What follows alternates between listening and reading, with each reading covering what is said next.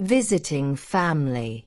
I enjoy visiting my extended family every weekend.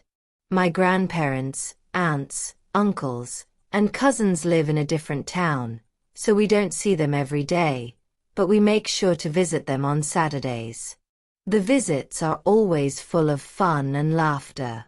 My grandmother always has a delicious meal ready when we arrive, and we spend time talking and catching up.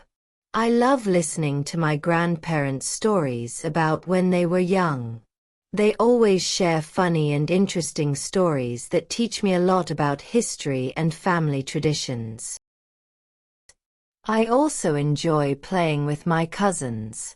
We have a lot of fun playing games, running around, and sharing our experiences.